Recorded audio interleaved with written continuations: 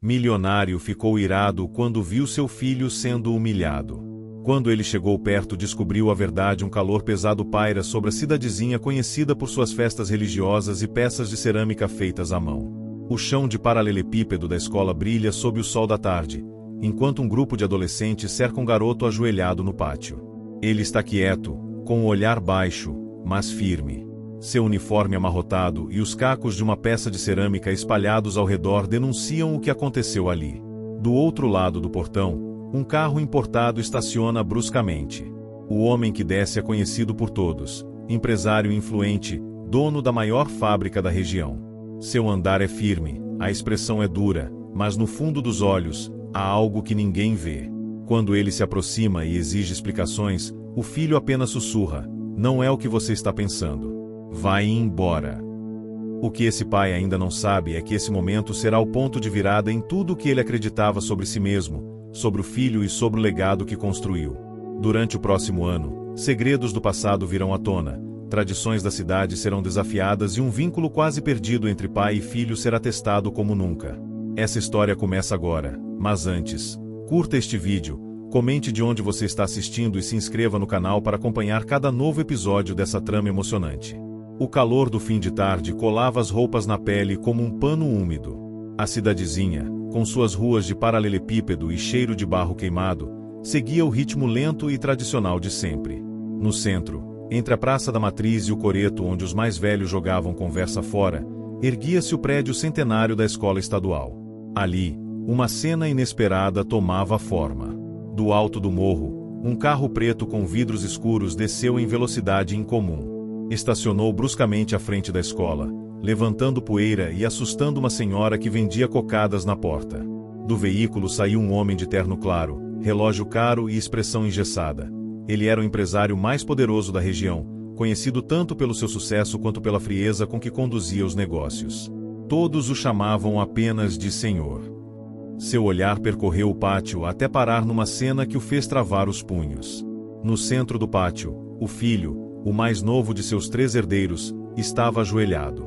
Ao redor dele, um grupo de alunos em risos abafados e olhares cúmplices. Espalhados no chão, cacos de cerâmica. Havia algo escrito neles, palavras quase ilegíveis, manchadas pela terra. Mas antes que o homem pudesse perguntar algo, o menino, ainda ajoelhado, levantou a cabeça e falou com firmeza: "Vá embora. Isso não é sobre você." A frase atingiu o pai como um golpe. Ele se aproximou, furioso, exigindo explicações. A diretora, uma mulher formal e cuidadosa com palavras, surgiu logo em seguida, tentando apaziguar a situação. "Isso foi apenas uma brincadeira entre os alunos, nada grave." Começou ela, mas o homem a cortou com um olhar. Ele exigiu saber o motivo de o filho estar sendo humilhado. Mas o que ouviu em seguida o desestabilizou ainda mais. Seu próprio filho havia sido pego colocando bilhetes dentro das peças de cerâmica do projeto escolar. Bilhetes com mensagens que não eram suas. Reclamações, desabafos, conselhos. Textos anônimos. Um gesto antigo, conhecido por poucos, que remontava a uma tradição da cidade: os bilhetes do barro. "Uma superstição velha", disse a diretora, desconfortável. "Algo que proibimos aqui há anos. Mas seu filho insiste em manter." O homem olhou para o filho, que permanecia de cabeça erguida. Algo na postura daquele garoto, que sempre fora tímido, calado, mais interessado em modelar barro do que falar sobre negócios, agora parecia inabalável.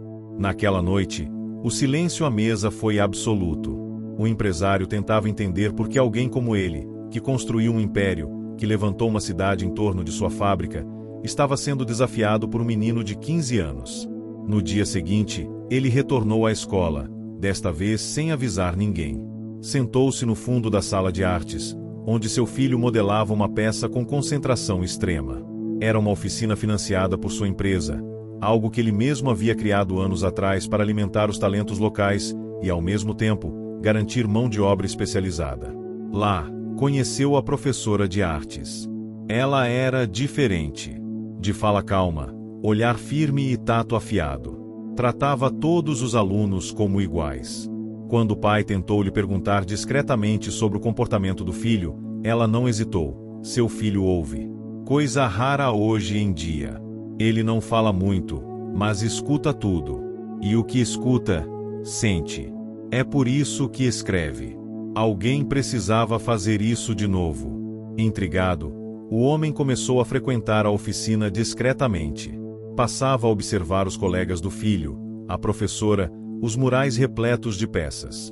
E principalmente, os fragmentos escondidos.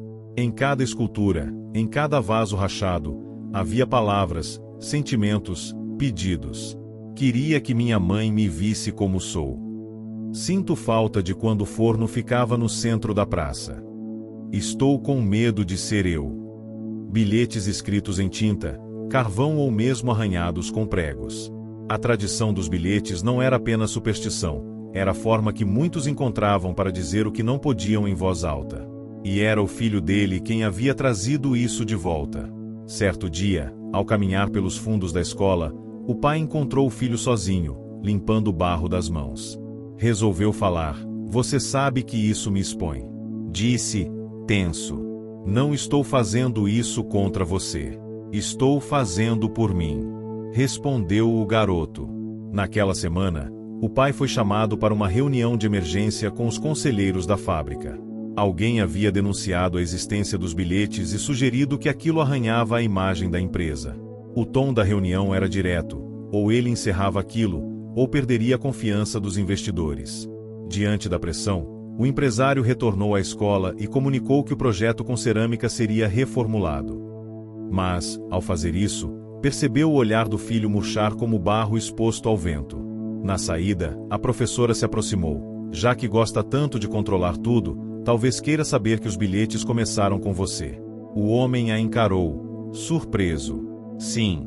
Há 20 anos, quando era sócio do seu pai, você proibiu a prática. Disse que sentimento não paga conta. E agora seu filho traz isso de volta." O impacto da revelação foi profundo. Tudo que ele havia reprimido no filho, tudo que considerava fraqueza, era, na verdade, algo que ele mesmo havia sufocado há décadas. E talvez o garoto só estivesse tentando resgatar o que foi perdido. Naquela noite, sentado sozinho no pátio da casa, ele observou um pedaço de cerâmica que pegara da oficina. Era áspero, imperfeito, mas dentro havia um bilhete enrolado. Ao abri-lo, leu: "Só quero que ele me veja." Pela primeira vez em anos, sentiu os olhos marejarem. O velho forno comunitário, instalado no centro do povoado há mais de 100 anos, soltava fumaça pela chaminé rachada. A praça ao redor estava quase vazia naquela manhã cinzenta, marcada por nuvens pesadas e um vento morno que carregava o cheiro de barro úmido. Era sábado, mas o movimento parecia lento, como se a cidade tivesse parado para respirar fundo antes de algo maior acontecer. O empresário caminhava lentamente até o forno. Usava roupa simples, algo raro. Tinha as mangas arregaçadas, mas ainda parecia deslocado ali. Cumprimentou com um aceno breve uma ceramista idosa, que fingiu não reconhecer. No banco ao lado do forno, sentou-se em silêncio. Observou, por quase uma hora, os jovens da escola descarregarem peças cuidadosamente modeladas, algumas ainda úmidas, outras já secas, prontas para queima. Seu filho estava entre eles, mas não o notou. Trazia no rosto uma expressão concentrada, carregando suas peças como quem segura promessas. O pai observava cada gesto, cada cuidado ao depositar as esculturas na ordem correta, como se elas fossem mais que barro endurecido, como se fossem memórias. "É curioso como o silêncio pesa mais que a palavra", disse uma voz ao lado. A professora de artes havia se aproximado. Trazia nas mãos um pequeno pote com esmalte escuro e um pincel grosso. "Aqui, a gente aprende a ouvir o que o barro não diz", continuou ela, agachando-se para aplicar uma camada sobre uma das peças. "Ele racha quando é forçado, sabia?" O empresário não respondeu. Seu olhar estava preso ao filho. Finalmente murmurou: "Ele não é fraco, como pensei." A professora sorriu com leveza. Nunca foi. Em casa, os outros 2 filhos seguiam distantes da situação. Um, formado em administração, morava na capital e só vinha em datas festivas. O outro, mais velho, era responsável pelas operações comerciais da fábrica. Ambos não compreendiam o mais novo, nem se importavam em entender. Consideravam-no uma excentricidade tardia da mãe, que havia morrido pouco após seu nascimento, deixando o pai encarregado de criá-lo sem a ternura que ela carregava. Com o tempo, o empresário passou a frequentar as oficinas como observador. Não dizia uma palavra, mas ouvia tudo. A professora permitia sua presença, desde que ele não interferisse. Lá, descobriu que muitos dos alunos vinham de famílias que trabalhavam em sua fábrica. Viu jovens inseguros se transformarem diante da argila. Aprendeu que as palavras escondidas nos bilhetes eram, na verdade, o reflexo de tudo que a cidade ignorava. Certo dia, encontrou um bilhete que dizia: "Não quero crescer com medo do que sou." Aquilo lhe apertou o peito. O texto, segundo a professora, fora escrito por um dos alunos que abandonara a escola meses antes, vítima de preconceito e zombarias. Essa revelação o fez lembrar de algo. Anos atrás, durante uma reunião com seus gerentes, ele vetou a contratação de um jovem técnico por causar desconforto no ambiente. Agora, percebia que era o mesmo garoto. O empresário decidiu conversar com o filho, mas quando tentou se aproximar no pátio da escola, foi recebido com frieza. "Você só vem quando quer controlar, não quando quer entender", disse o garoto, sem levantar os olhos do torno. Daquele dia em diante, ele passou a chegar mais cedo à oficina, ajudando a limpar pincéis, recolher sobras de argila, carregar sacos de barro. Fez tudo sem alarde, sem anunciar sua presença. E pouco a pouco, os olhares desconfiados se tornaram cumprimentos tímidos. Uma das ceramistas mais antigas até lhe ofereceu um pão de queijo que trazia sempre escondido na bolsa. Enquanto isso, os conselheiros da fábrica continuavam pressionando. O projeto dos bilhetes começava a ganhar repercussão além da cidade, e uma revista cultural do estado anunciará uma reportagem sobre o renascimento da cerâmica emocional. Para os investidores, isso era publicidade negativa. Para o pai, tornava-se um ponto de honra. O conflito atingiu seu ápice quando ele foi convocado para uma reunião extraordinária. Os acionistas queriam que ele retirasse o nome da fábrica do projeto. Caso contrário, perderia voto majoritário nas decisões futuras. Ele voltou para casa naquela noite com os ombros pesados. Sentou-se à mesa do jantar, onde o filho, pela primeira vez em semanas, comia com ele. O silêncio pairava até que o menino falou: "Se quiser que eu pare, eu paro." O pai olhou para ele por longos segundos. Havia sinceridade no tom, mas também uma tristeza contida. E respondeu: "Eu não quero que pare. Quero entender o que está construindo." Na semana seguinte, o pai fez algo inesperado. Enviou uma carta aberta à comunidade, publicada no jornal local e afixada nos murais da cidade. Nela, assumia que por muitos anos desvalorizou o poder da expressão emocional. E anunciava que, a partir dali, apoiaria oficialmente o projeto dos bilhetes, oferecendo parte do galpão antigo da fábrica para abrigar uma nova oficina cultural. A notícia percorreu a cidade como um raio. Alguns o chamaram de fraco, outros de sábio. Mas entre os jovens da oficina, um novo brilho se acendeu, inclusive nos olhos do próprio filho. Quando o novo espaço foi inaugurado, numa manhã de outono, com árvores floridas e cheiro de tinta fresca, o empresário chegou antes de todos. Levava nas mãos uma pequena peça de cerâmica feita por ele mesmo, torta, simples, mas feita com esforço. Dentro dela, um bilhete escrito à mão: "Ainda estou aprendendo." O filho encontrou a peça sobre a bancada central e leu em silêncio. Depois, a guardou em sua mochila com um cuidado quase reverente. O pai, ao longe, apenas observava. Pela primeira vez, sem a necessidade de controlar. A chuva chegou sem anúncio, como costuma acontecer naquele canto do interior. Grossa, barulhenta, trazendo o cheiro da terra molhada e o alívio do calor que castigava as semanas. Para muitos, era apenas uma mudança no tempo. Para o empresário, era o prenúncio de que as estruturas que sustentavam sua vida estavam prestes a ceder. Naquela manhã, ele percorreu os corredores da antiga fábrica. O chão estava escorregadio, e o som da água pingando do telhado enferrujado reverberava como um lamento. Os funcionários da produção estavam reunidos no pátio, muitos com os braços cruzados, outros olhando para ele com expectativa e inquietação. O sistema de captação falhou. Os reservatórios estão abaixo do mínimo, informou o gerente de operações, entregando-lhe um relatório com os números. Se continuarmos no ritmo atual, não duramos 2 meses. A crise hídrica, que antes parecia uma preocupação distante, agora batia à porta da fábrica.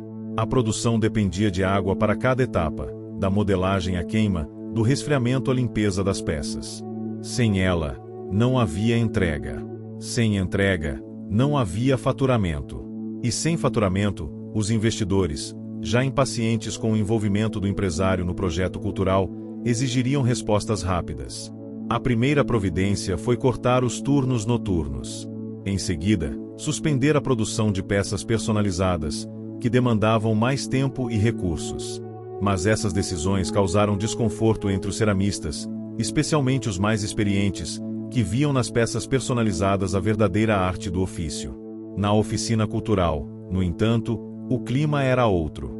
A professora e os alunos haviam instalado barris para coletar a água da chuva. Improvisaram uma técnica ancestral de reaproveitamento de barro seco. E o mais surpreendente, o filho do empresário propôs um novo modelo de peça, menor, mais leve, feita com menos água, inspirada em modelos indígenas encontrados em uma antiga coleção do museu local. O pai, ao ver os desenhos esboçados pelo filho, ficou em silêncio. As linhas eram simples, mas havia inteligência nos cortes, nos encaixes. Uma lógica de economia e eficiência que, até então, ele não imaginava que o garoto possuía. Isso pode funcionar, murmurou, quase sem perceber. Só se não for transformado em produto industrial, respondeu o filho, firme. A ideia é cultural, não comercial. Esse ponto virou o debate dentro de casa. O empresário via ali uma possibilidade concreta de salvar parte da produção. O filho via um risco de deformar o propósito do projeto.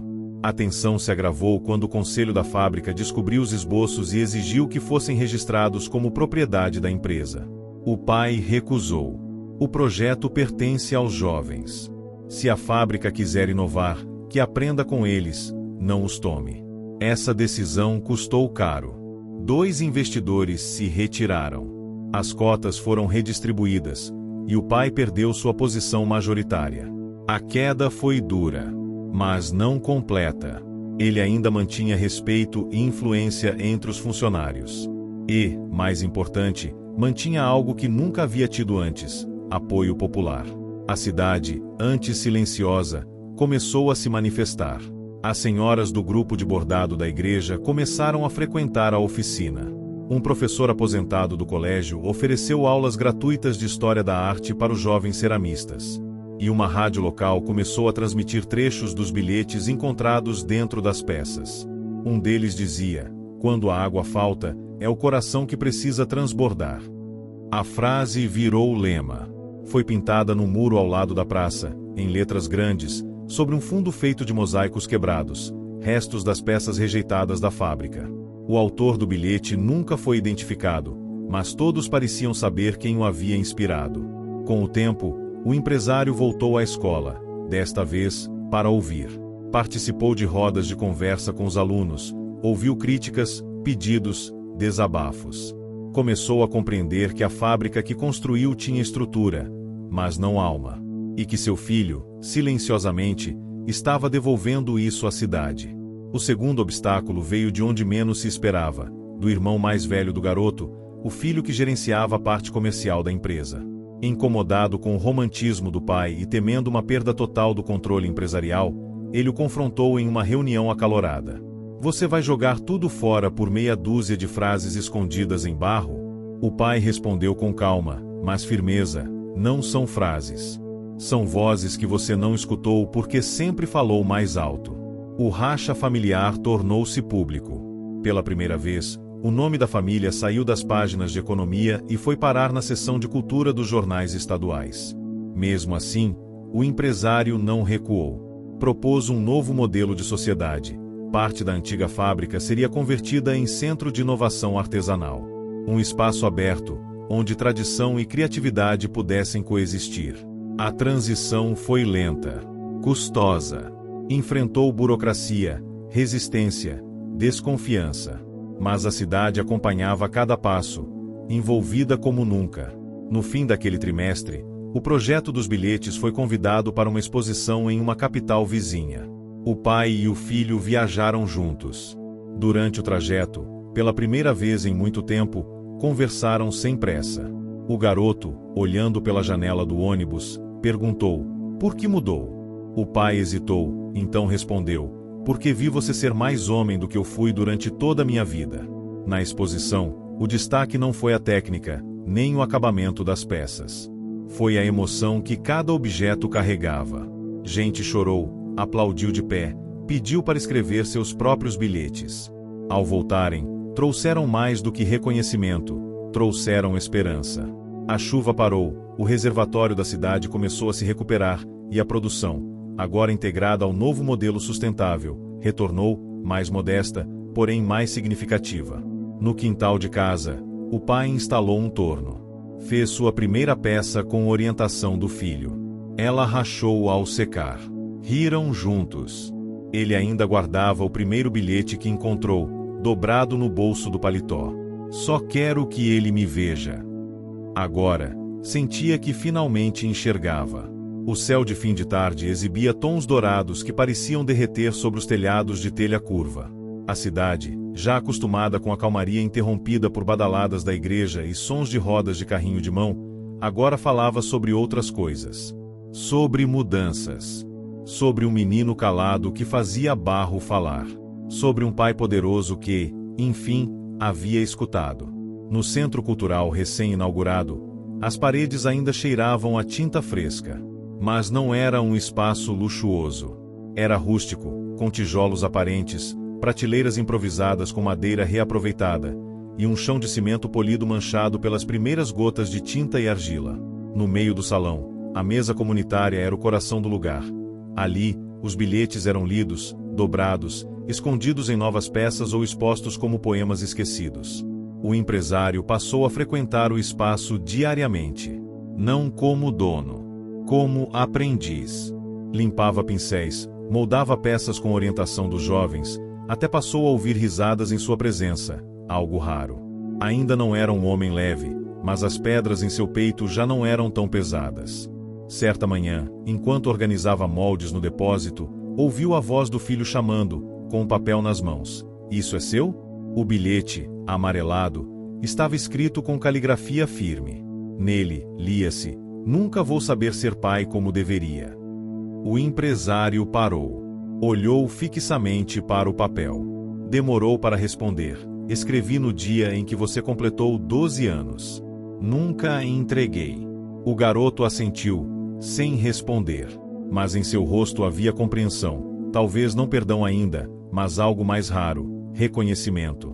Enquanto isso, a cidade começava a absorver um novo ritmo. A professora de artes liderava oficinas abertas aos sábados para senhoras da terceira idade que sempre sonharam em aprender cerâmica. O padre local cedeu o salão paroquial para uma pequena exposição mensal dos alunos da oficina. E o grupo de jovens, agora liderado informalmente pelo filho do empresário, organizava rodas de leitura dos bilhetes antigos. A fábrica, por sua vez, passava por um período delicado. Com menos água e produção reduzida, os lucros caíram.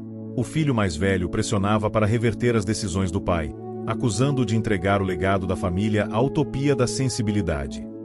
"Isso não é sobre barro, é sobre fraqueza emocional disfarçada de arte", vociferou numa reunião, batendo na mesa. "Não", respondeu o pai, com firmeza serena. "Isso é sobre humanidade. Algo que ignoramos por tempo demais." O racha entre os irmãos tornou-se inevitável. O mais velho anunciou que sairia da sociedade para abrir uma empresa concorrente, voltada exclusivamente à produção em larga escala, automatizada, distante da tradição artesanal. Partiu com parte dos clientes e uma equipe enxuta, deixando claro que não acreditava no novo modelo implantado pelo pai. Essa saída foi um golpe duro. A perda financeira foi imediata. Mas, ao mesmo tempo, o empresário sentiu um estranho alívio. Pela primeira vez, podia escolher o caminho sem carregar o peso das expectativas de terceiros. Ainda assim, obstáculos persistiam. A prefeitura, pressionada por empresários locais que não viam com bons olhos o centro cultural, decidiu cortar parte do subsídio oferecido ao projeto. O motivo oficial: não conformidade com os indicadores de produtividade. A verdade, medo de perder o controle sobre o que, até pouco tempo, era uma cidade previsível. A professora, indignada, organizou uma assembleia aberta. Mais de 200 pessoas compareceram. Jovens, idosos, professores, ex-funcionários da fábrica, turistas curiosos, todos reunidos no galpão. O empresário tomou a palavra. Sem paletó, camisa dobrada até o cotovelo, falou com voz firme: o barro rachado revela mais do que o barro liso. E se essa cidade ainda tem rachaduras, é porque escondemos por tempo demais o que precisava vir à tona. O projeto não vai parar. A comoção foi imediata. Uma senhora da plateia, com as mãos manchadas de esmalte cerâmico, levantou-se. Finalmente temos algo que fala da gente. Da nossa história. Dos nossos medos. Isso não é rebeldia, é cura. Nos dias que seguiram, voluntários reformaram parte do galpão por conta própria. Uma artista plástica do Rio, ao saber do projeto, doou materiais. Um documentarista veio filmar a iniciativa. E o centro passou a atrair visitantes de outras cidades, gerando movimento para o comércio local. A economia, antes centrada na fábrica, começava a se diversificar. Mas o momento mais marcante ainda estava por vir. No Festival de Cerâmica Anual, evento tradicional da cidade, pela primeira vez foi concedido espaço para a oficina dos bilhetes. O salão principal do antigo convento foi transformado em galeria viva. As peças não tinham etiquetas de preço, mas bilhetes escritos à mão, alguns por visitantes, outros anônimos. Um deles dizia: "Hoje, meu pai me escutou pela primeira vez." O empresário, ao ler esse bilhete em voz alta, sentiu um nó na garganta. Estava cercado de gente, mas ali, naquele instante, era só ele e aquela frase. Uma lágrima escorreu, e ele não a escondeu. A exposição foi um sucesso. Reportagens, convites, aplausos. Mas nada superou o que aconteceu no encerramento, quando o filho subiu ao palco improvisado, segurando uma pequena peça de barro. Essa peça foi feita a 4 mãos. Por mim e por ele. Apontou para o pai. Ela tem rachaduras, está torta, mas foi feita com vontade. E isso, para mim, é mais do que perfeito. Aplausos. Abraços. E, pela primeira vez, um sorriso sincero no rosto do homem que um dia achou que sentimento era fraqueza. O barro, afinal, tinha curado mais que rachaduras, havia moldado novas formas de amor. O som das palmas ecoava vagarosamente pelas paredes do antigo convento convertido em galeria. Não era um aplauso explosivo, mas sim aquele tipo de batida compassada e emocionada, onde cada palma parece carregar mais do que aprovação, parece carregar gratidão. O empresário ficou parado por longos segundos no centro do salão, os olhos marejados, a peça torta nas mãos, e o filho ao lado, com um brilho nos olhos que ele ainda não conseguia definir se era orgulho, alegria ou alívio. Naquela noite, ao voltarem para casa, não houve palavras. Apenas silêncio confortável. O empresário ligou o rádio do carro e uma música antiga começou a tocar. Uma moda de viola que ele ouvia quando jovem, antes da empresa, antes dos ternos. O filho cantarolou baixinho o refrão. E ele, sem perceber, acompanhou. Nos dias seguintes, algo mudou. As pessoas começaram a cumprimentá-lo com mais do que respeito.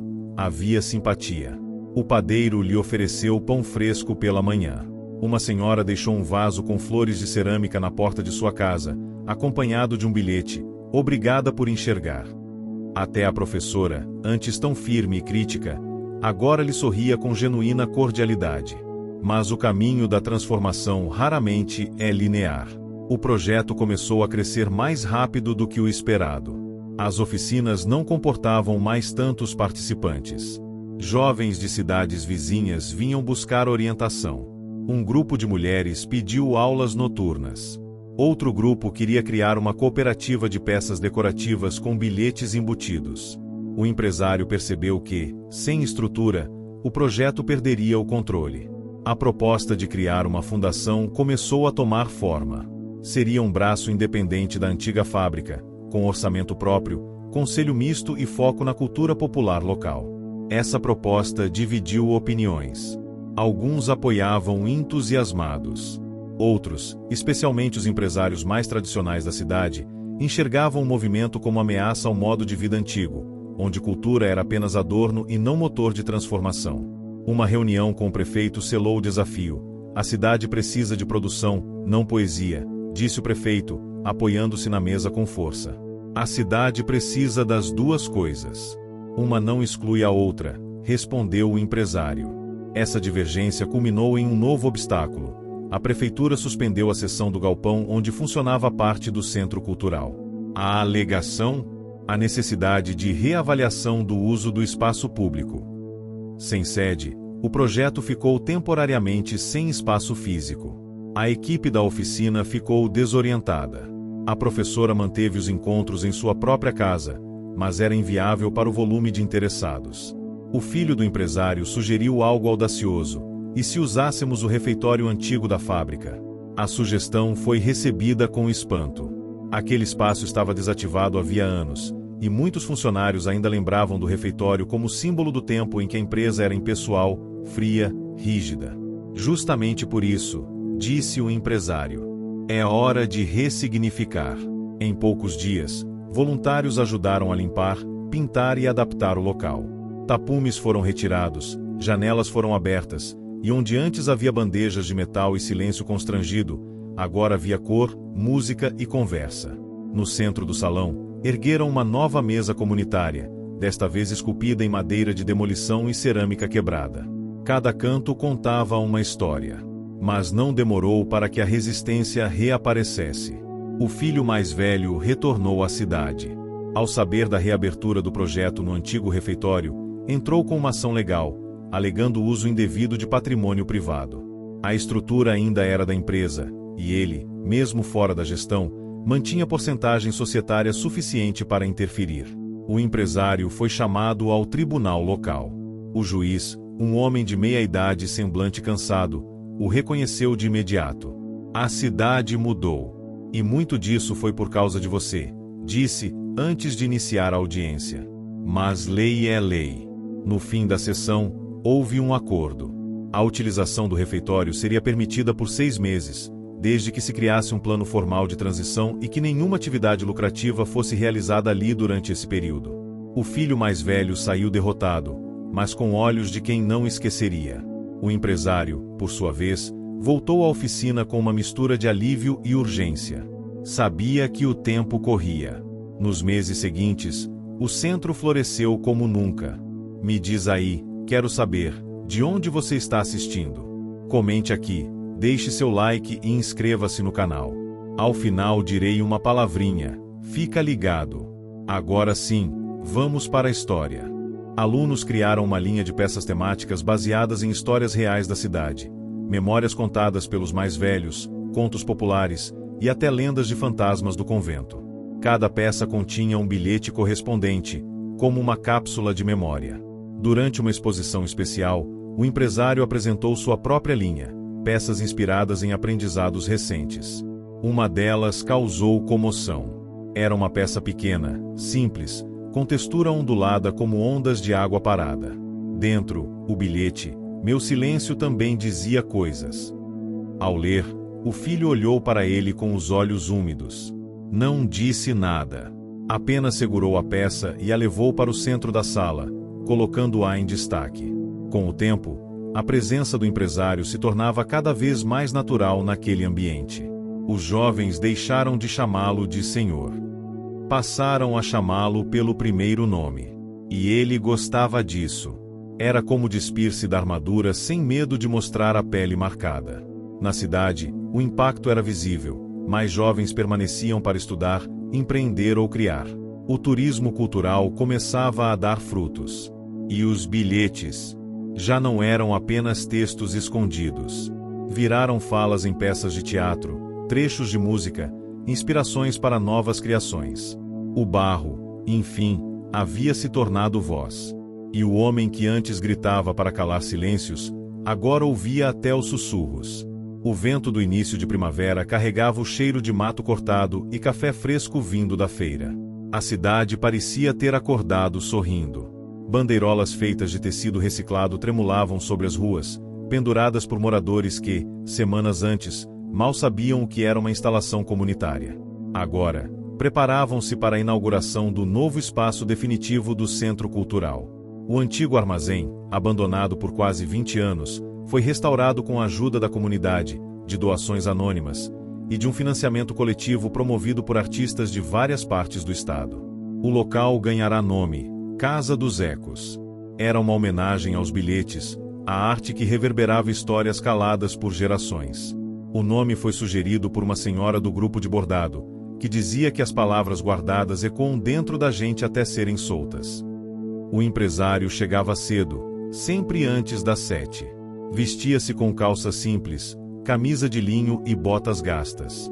Não mais o homem de olhar rígido e gestos contidos, mas alguém que aprendeu a andar mais devagar, como quem pisa sobre barro fresco.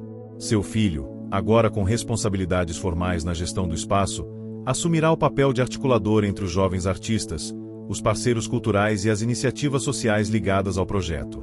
Não era mais apenas o garoto dos bilhetes. Era ouvido com atenção, consultado com respeito. Mas nem tudo caminhava em linha reta. Com a notoriedade crescente da Casa dos Ecos, veio também a pressão. Uma empresa multinacional do ramo de decoração propôs uma parceria milionária. Queriam licenciar a estética dos bilhetes e das peças emocionais para vender em escala global. O conselho do Centro Cultural se reuniu. Havia entusiasmo e receio. O empresário ficou em silêncio durante quase toda a reunião. Só falou no fim. A arte que nasce do chão não cabe em prateleira de luxo. O filho olhou para ele com surpresa. Antes, aquele homem teria aceitado a proposta sem pensar. Agora, protegia algo intangível, essência. Mas a proposta não foi embora sozinha. A recusa repercutiu nas redes sociais. Muitos acusaram o grupo de ingratidão e amadorismo. Acusações falsas começaram a surgir, que o projeto era fachada, que manipulava jovens, que o empresário usava o centro como forma de lavar sua imagem. As palavras machucaram. E pela primeira vez desde que tudo começara, o empresário hesitou. Será que estamos perdendo o rumo? Perguntou uma noite, sentado no banco do quintal, com o filho ao lado. O rumo é seguir de onde viemos. Do barro. Do silêncio. Do bilhete que você escreveu e não entregou. As palavras do filho o reconectaram. Era a verdade. Tudo aquilo nascerá de uma ferida, mas também de uma escolha: escutar. Na manhã seguinte, durante uma oficina para crianças, o empresário sentou-se ao chão. Modelou um pequeno sino de argila. Na parte interna, escreveu: quando duvidarem de você, ouça mais alto seu próprio coração. O som do sino, ao secar e ser pendurado, tornou-se um símbolo da nova fase, leve, firme e com som próprio. Enquanto isso, os conflitos familiares ainda ressoavam. O filho mais velho, cada vez mais isolado, viu sua empresa rival começar a declinar. Sem conexão com a comunidade e com produtos padronizados, perdeu contratos importantes. Ao visitar a cidade, percebeu que ninguém mais o reconhecia com admiração, apenas com indiferença. Tentou então um gesto de reconciliação. Enviou um bilhete anônimo para o pai, escondido em uma caixa de peças rejeitadas da fábrica. Nele, uma frase curta: também queria ter sido ouvido. O pai, ao encontrar o bilhete, ficou em silêncio por longos minutos. Depois, colocou-o dentro de uma peça de barro ainda úmido e deixou-a secar. Não a expôs, não a vendeu. Colocou-a em sua estante pessoal, junto à primeira peça que fizera com o filho. Era uma resposta. Silenciosa, mas clara. A cidade, por sua vez, florescia com a nova pulsação. A escola municipal passou a incluir oficinas culturais no currículo. Jovens antes desmotivados agora falavam em seguir carreira artística. As ruas ganharam murais pintados com frases dos bilhetes, emoldurados por mosaicos de azulejos quebrados. A professora de artes, numa das reuniões de equipe, disse com a voz embargada: a arte aqui não salvou ninguém sozinha, mas mostrou a todos que podiam se salvar juntos. Um dia, durante uma visita de representantes do Ministério da Cultura, o empresário foi convidado a discursar. Subiu no pequeno palco da Casa dos Ecos, rodeado por peças penduradas, por crianças sentadas no chão e por idosos sorrindo entre vasos de barro. Respirou fundo e disse: durante anos, moldei coisas para caberem em padrões. Quando meu filho foi humilhado por fugir desses moldes, achei que o problema era ele. Descobri que o problema era meu molde. Silêncio. Aprendi que barro não aceita pressa. Que palavra guardada adoece. E que todo mundo carrega um bilhete que precisa ser lido. Palmas. Muitas. Lentamente no começo. Depois, como ondas. O empresário olhou para o filho. E o filho, com os olhos brilhando, assentiu levemente. Não havia mais medo naquele gesto. A Casa dos Ecos agora era mais que um centro cultural. Era prova viva de que rachaduras não são falhas, são portas por onde entra a luz. O calor do meio-dia fazia as telhas da cidade estalarem como pipoca no fogo. Era o mês das festas juninas, e as bandeirinhas multicoloridas cruzavam o céu de rua em rua, como se estivessem bordadas por mãos invisíveis. O cheiro de milho cozido, canela e fumaça doce tomava conta da cidade, anunciando uma época que misturava tradição com reencontros. E foi nesse tempo de memória que as mudanças mais profundas começaram a se revelar. A Casa dos Ecos organizou seu primeiro arraiá cultural. A proposta era simples: misturar a arte dos bilhetes com a celebração popular. A entrada do galpão foi decorada com tecidos de chita, e cada barraca trazia uma peça artesanal que vinha acompanhada de uma história escrita por alguém da comunidade. O empresário foi o primeiro a chegar naquela tarde, carregando caixas com as peças que ajudaram a modelar com as senhoras do grupo de bordado. Estava suado, com as mangas da camisa arregaçadas, mas sorria como quem se preparava para uma festa de família. O filho chegou pouco depois, trazendo um grupo de jovens que ensaiaria uma apresentação inspirada nas lendas contadas em bilhetes antigos. O evento atraiu centenas de pessoas. Havia música ao vivo, quadrilha com trajes feitos à mão e uma parede coberta de bilhetes escritos ao longo do ano. As pessoas paravam, liam em silêncio, às vezes choravam, às vezes sorriam. Os bilhetes tinham se tornado parte da alma da cidade. No final da noite, uma senhora se aproximou do empresário com uma caixinha embrulhada em jornal velho. Guardei isso por muitos anos. Achei que um dia ia ter valor.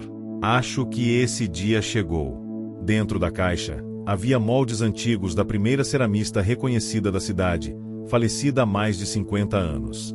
Peças originais, rabiscos de formas que nunca haviam sido reproduzidas. O empresário, ao tocar nos moldes, sentiu algo diferente. Um respeito que nunca antes conhecera. Estava, ali, diante da origem de tudo que agora buscava preservar. A revelação foi a faísca para uma nova ideia, uma exposição permanente sobre as raízes da cerâmica local, unindo história, arte e memória viva. A professora de artes ficou encarregada da curadoria, e o projeto foi batizado de Mãos que Vieram Antes. Mas enquanto o futuro parecia se expandir, o passado ainda cobrava espaço. O empresário recebeu uma notificação judicial.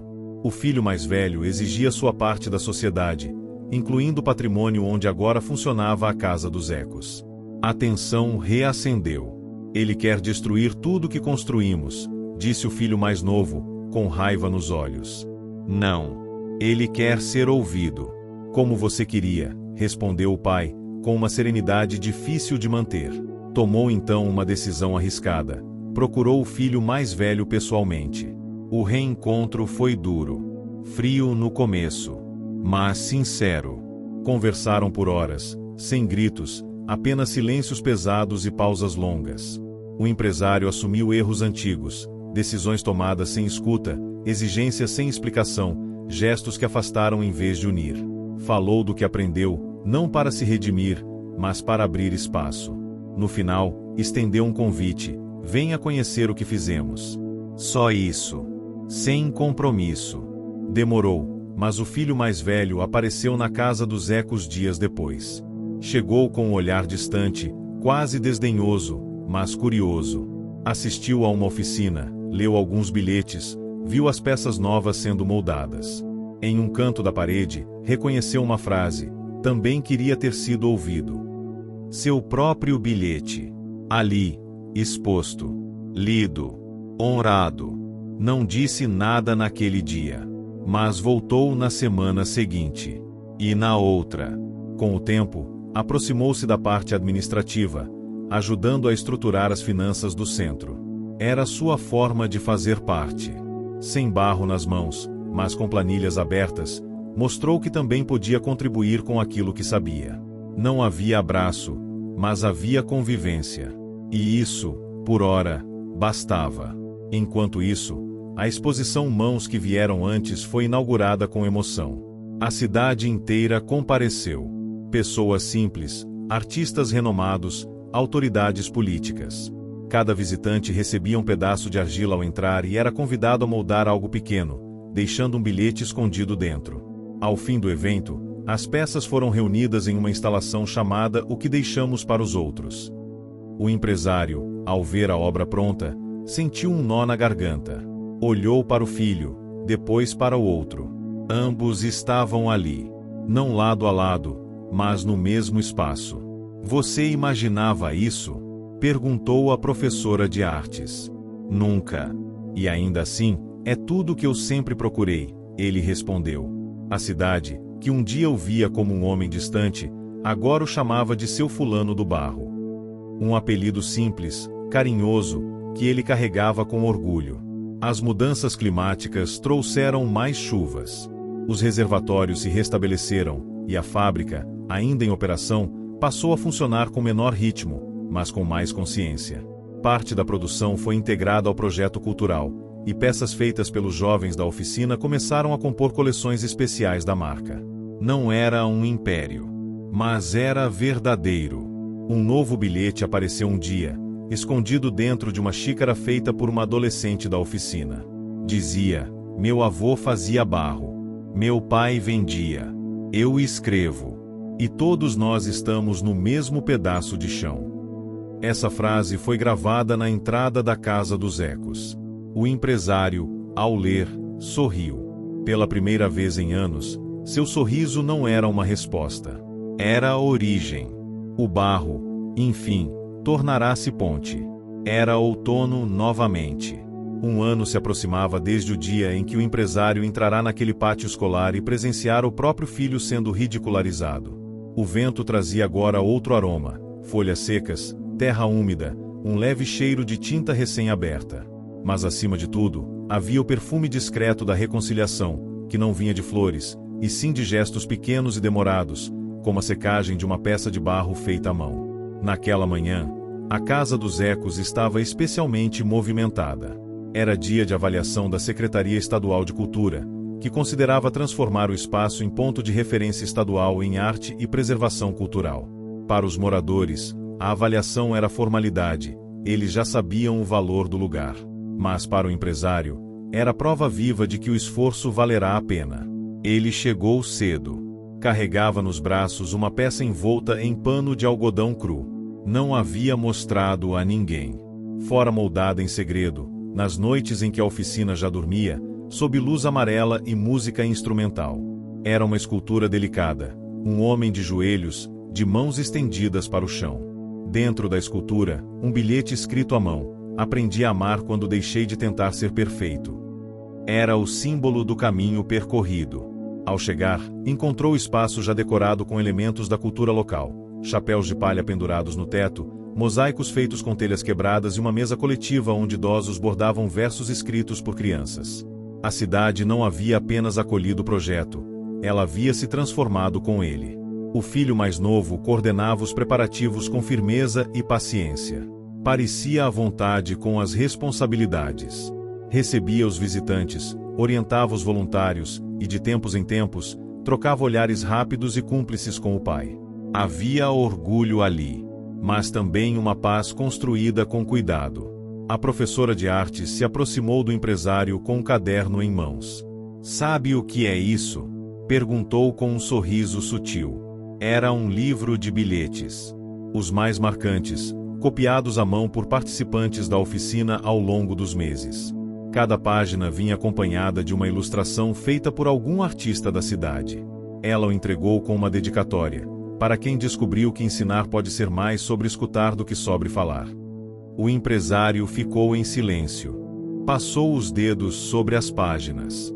Estava prestes a agradecer quando ouviu um burburinho vindo da entrada. Era o filho mais velho. Chegava sozinho, sem aviso. Vestia roupa simples, carregava uma caixa nos braços. Sem arrogância, sem prepotência. Apenas presença. O irmão mais novo o viu primeiro. Ambos se entreolharam. Havia tensão, mas também disposição. Trouxe os primeiros moldes da fábrica. Estavam guardados no depósito. Achei que poderiam servir aqui, disse, colocando a caixa sobre a mesa central. O gesto foi discreto, mas imenso. O empresário, ao ver os moldes, reconheceu o primeiro prato que produziram em larga escala nos anos 90. Tantas memórias, tantas decisões, tantos erros. Aproximou-se do filho mais velho e, pela primeira vez em anos, estendeu a mão. Obrigado. O aperto foi firme, breve, mas ali, muito mais foi dito do que palavras poderiam alcançar. A inspeção da secretaria aconteceu com naturalidade. Os representantes foram guiados por adolescentes que contavam as histórias dos bilhetes com paixão. Um deles apontou para uma parede cheia de moldes antigos e disse: "Aqui é onde o passado ajuda a construir o que vem depois." Ao final da visita, a coordenadora da secretaria discursou diante da comunidade. Poucas vezes vi um projeto que respeita tanto a memória, a identidade e a emoção de um povo. A Casa dos Ecos não será apenas um ponto de cultura. Será um farol. Aplausos. Choros contidos. E o empresário, ao lado dos filhos, com os olhos brilhando. Mas o momento mais emocionante veio horas depois, quando o empresário entrou sozinho na oficina já vazia. Colocou sua escultura sobre a prateleira mais alta, ao lado da primeira peça feita pelo filho, aquela torta e rachada, mas viva. A mesma peça que quase foi jogada fora, e que agora era símbolo de tudo o que floresceu dali. Respirou fundo, sentindo o cheiro do barro seco. Um som suave ecoava da rua, crianças correndo, rindo, pulando amarelinha com versos escritos em giz colorido. Versos que, um dia, foram bilhetes escondidos. Palavras que, finalmente, encontraram ouvidos. O empresário sentou-se em silêncio. Pousou as mãos sobre a bancada. Fechou os olhos. Pela primeira vez em muito tempo, não pensava no que precisava corrigir, produzir ou planejar. Apenas sentia. E ali, no meio de um galpão que um dia fora armazém e agora era santuário, ele entendeu: não é o barro que cura. É o que fazemos com ele. É o tempo que damos. É a paciência com que ouvimos o silêncio de quem sempre quis ser ouvido. Do lado de fora, o sino de argila soou com o vento. Como quem sussurra: agora sim. O inverno chegava aos poucos, mas o calor humano na Casa dos Ecos era imensurável.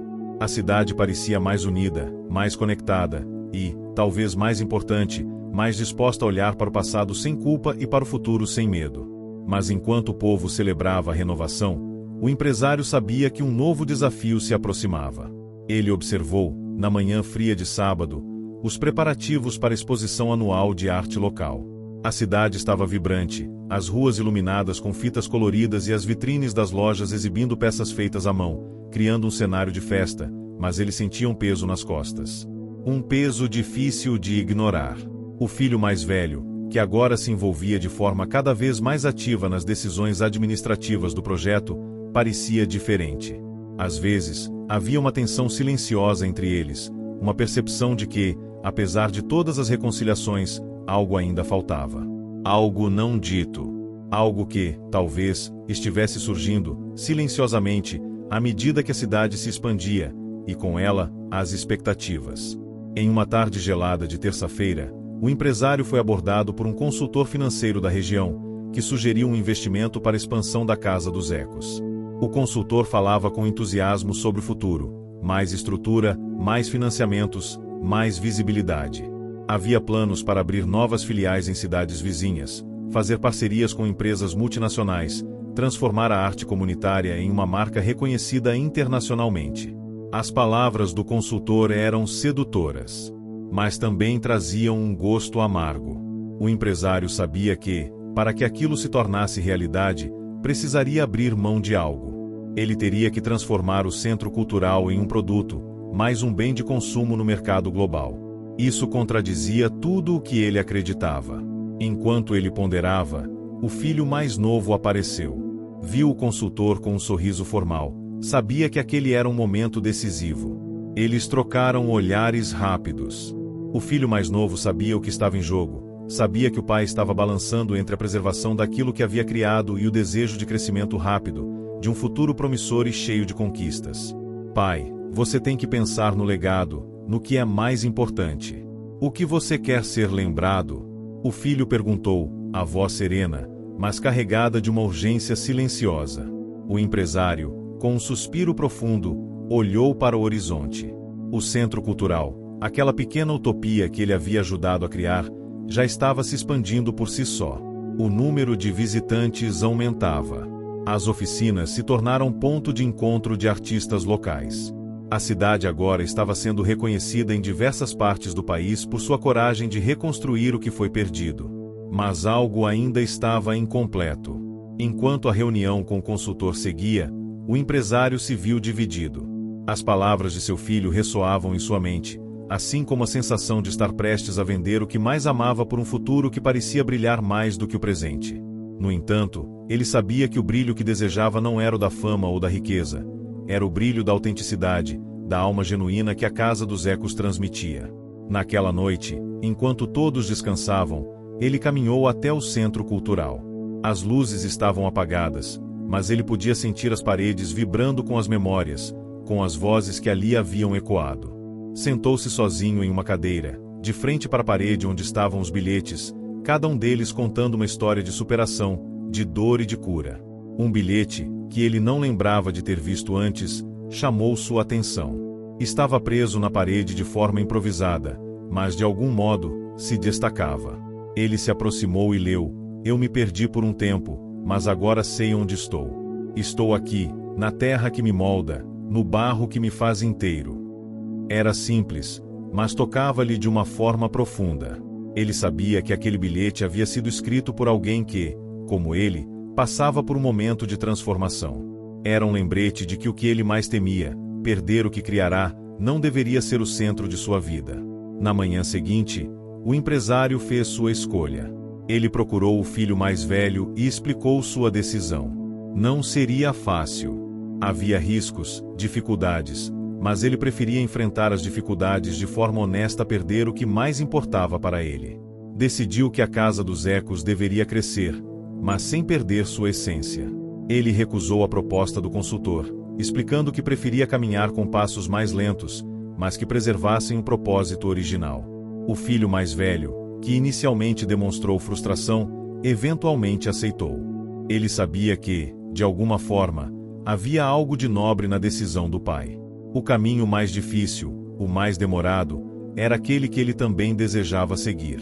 A cidade, ao saber da decisão, reagiu com empolgação. As pessoas estavam mais engajadas do que nunca, e uma nova onda de criatividade e união tomou conta dos bairros. As oficinas se expandiram, e novos artistas começaram a se integrar ao projeto.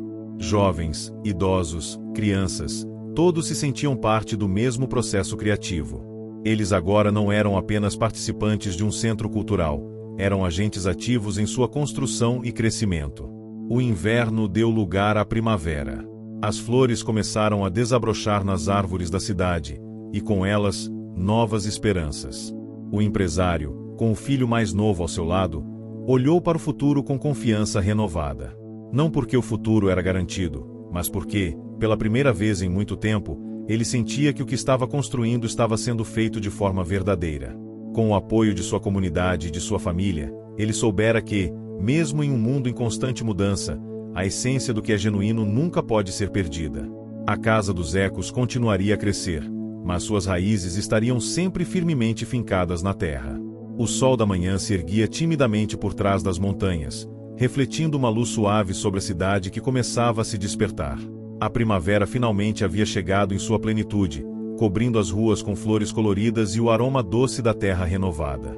Mas, para o empresário, aquele dia não era apenas mais um dia comum, era o dia da verdadeira celebração. Depois de tantas escolhas difíceis, de tantos momentos de tensão e transformações, ele estava diante do maior símbolo de sua jornada. A Casa dos Ecos, agora oficialmente reconhecida como um ponto cultural de importância estadual. O caminho não foi fácil, e as decisões tomadas ao longo do tempo não haviam sido simples. Mas naquele momento, ele sentia que o futuro era mais do que uma promessa. Era uma realidade construída com esforço e, principalmente, com amor. Naquela manhã, o centro cultural estava cheio. A cidade inteira parecia participar do evento, e a expectativa estava no ar. As famílias, os artistas, os idosos e os jovens estavam todos reunidos, como uma grande comunidade que havia crescido em torno de um sonho coletivo. O evento era uma grande exposição de arte, mas também uma festa. A celebração da jornada que todos haviam trilhado juntos. E, no centro disso tudo, havia um enorme mural na parede principal do galpão. Era uma colagem de peças feitas pelos artistas da cidade, os moldes antigos de cerâmica, os bilhetes de vidas e histórias, as mãos que modelaram o barro, tudo estava ali, exposto, como um testemunho do que havia sido feito. O mural tinha uma figura central, que, de alguma forma, refletia o próprio empresário, mas não era apenas ele ali. Era toda a comunidade, suas esperanças e seus medos, seus erros e acertos. O empresário olhou para o mural com um sorriso sereno no rosto. Os filhos estavam ali também, um de cada lado, observando o trabalho com um orgulho silencioso. O filho mais velho estava ao seu lado, e o filho mais novo estava coordenando a recepção dos convidados. Havia uma harmonia que antes parecia impossível, mas agora era palpável. Era como se todas as tensões, os conflitos e as dúvidas tivessem sido dissolvidos na magia do barro. O filho mais velho se aproximou, trazendo um copo de suco de fruta, como uma pequena oferta de paz. Ele ofereceu ao pai e ambos sorriram, sem palavras. O olhar entre os dois dizia tudo. Eles estavam ali, juntos, mas de formas diferentes, com papéis distintos. O pai, o guia, o filho, o herdeiro. Mas ambos se complementavam, como as diferentes camadas do barro que se unem na forma de uma peça final. O filho mais novo, ao ver os dois juntos, aproximou-se com um olhar descontraído. Ei, vocês sabiam que as pessoas estão chamando a gente de família de artistas agora? Disse ele, rindo. O empresário, com um sorriso largo e sincero, olhou para os dois filhos e respondeu, sem hesitar, sempre fomos, filho. E agora, finalmente, todos sabem. No fundo do galpão, a professora de artes organizava uma mesa cheia de pequenas peças de cerâmica, algumas ainda inacabadas, outras já com formas nítidas. Ela se aproximou do empresário com uma expressão satisfeita, mas ao mesmo tempo, com algo mais profundo em seus olhos. Você sabia que essa jornada não foi apenas sobre arte, não é? Disse ela, tocando gentilmente no ombro dele. O empresário balançou a cabeça, com a compreensão de quem agora via o panorama completo. Ele sabia que não era apenas sobre cerâmica ou arte. A Casa dos Ecos havia se tornado um lugar onde as pessoas encontravam voz, onde o silêncio era quebrado pela expressão, e onde os erros do passado se transformavam em histórias de superação. O evento seguiu com música ao vivo, danças e apresentações. As crianças correram pela praça do lado de fora, emolduradas pelas árvores que estavam em flor, e os mais velhos se reuniram nas mesas para contar histórias antigas, repletas de sabedoria. Havia, mais uma vez, um sentimento de pertencimento no ar. Mas o maior momento de todos aconteceu no final da tarde, quando o empresário subiu no pequeno palco improvisado, acompanhado pelos filhos e pela professora de artes. O sol se punha no horizonte, tingindo o céu de dourado e rosa, como se a própria natureza celebrasse a conclusão de uma jornada. Ele se dirigiu à multidão com voz firme, mas cheia de emoção. Hoje, ao olharmos para trás, vemos o quanto crescemos. Mas mais importante do que isso, vemos o quanto somos fortes, unidos e capazes. A Casa dos Ecos não é apenas um projeto cultural. Ela é a nossa história, ela é o nosso legado, ela é a nossa alma. E a todos vocês, que a fizeram crescer com tanto amor, só posso agradecer. Somos todos artesãos deste barro, e cada um de vocês é parte dessa obra que nunca se acaba. E assim, vamos continuar criando, juntos. Aplausos tomaram conta do espaço. Não eram apenas aplausos de agradecimento, mas de reconhecimento. A Casa dos Ecos se tornará um símbolo de resiliência e transformação, um reflexo das próprias vidas de todos que ali estavam. O empresário olhou para seus filhos. O mais velho sorriu e o abraçou, um abraço cheio de significado. O mais novo, com os olhos brilhando, deu-lhe um rápido abraço também. Não havia mais palavras a serem ditas, apenas o entendimento profundo de que, juntos, haviam criado algo que transcenderia gerações. E ali, naquela tarde dourada, com o vento suave tocando as árvores e a cidade vibrando ao redor, ele soube que, finalmente, o barro que ele tanto modelara havia se tornado uma ponte, não apenas entre o passado e o futuro, mas entre os corações de todos aqueles que fizeram parte de sua história. A história do empresário, do filho, da cidade, do barro e da arte. Essa história nunca teria fim. Era a verdadeira obra-prima. Se você chegou até o final, comente humilhado, curta e compartilhe. Sua ajuda é super importante. Não se esqueça de se inscrever para acompanhar nossos próximos vídeos.